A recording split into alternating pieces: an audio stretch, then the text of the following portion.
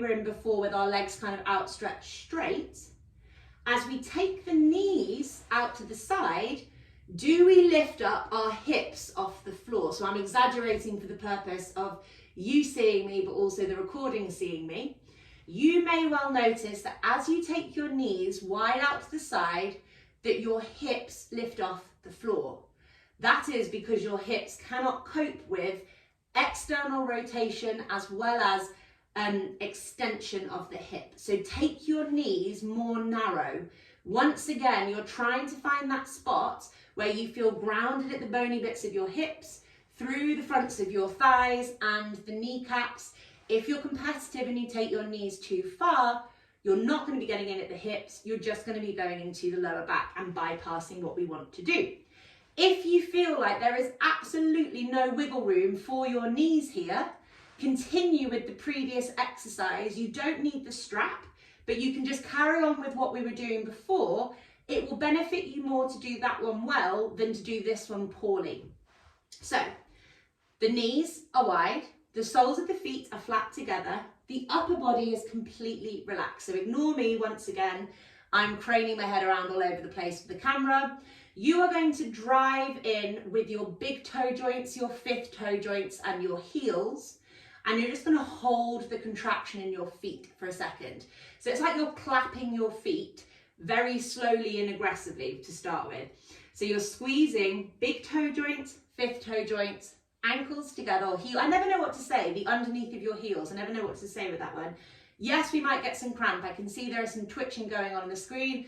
Expect cramp in this one because this is using the feet to wake up the entire posterior chain of hip extensors that get very little exercise in our normal daily lives. So off we go. We're going to squeeze, hold, release. Squeeze, hold, release. We're relaxing our jaws and relaxing our necks and relaxing everything in our upper body because they've got nothing to do with this exercise.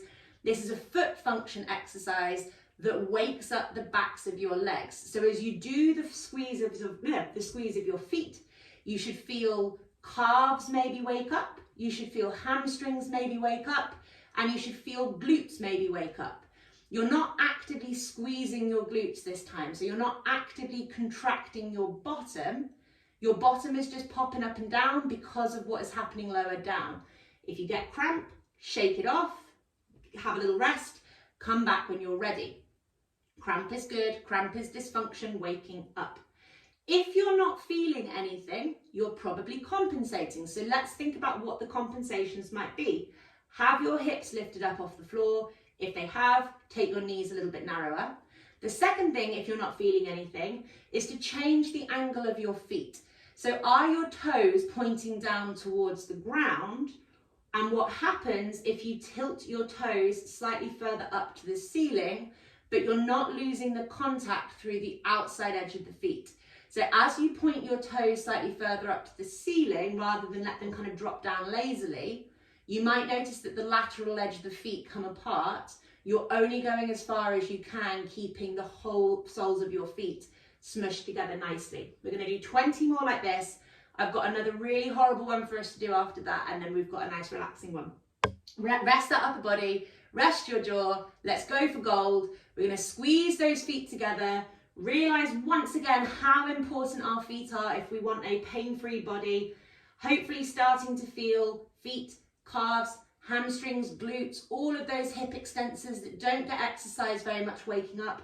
Hopefully not feeling our lower backs, because our lower backs don't have anything really to do here, but we might feel our lower backs if our hips are really, really tight. And if we do feel our lower backs, we don't carry on with this exercise because we would know that would be silly at week 3 in the course of classes that we're doing, because nothing good comes from pushing through pain and compensation. You will only compensate more and lead yourself towards injury. I don't know where we are, but I'm going to count 15 from here. 15, 14, lead with the feet. Don't let the glutes take over as you become more confident with the exercise. If it feels too easy, point those toes up to the ceiling a little bit more. 12, 11, 10, 9, 8, 7, 6, 5, 4, 3, 2, 1. Now we're going to do the really horrible one, our last active one, and then we're going to have a nice relaxing one,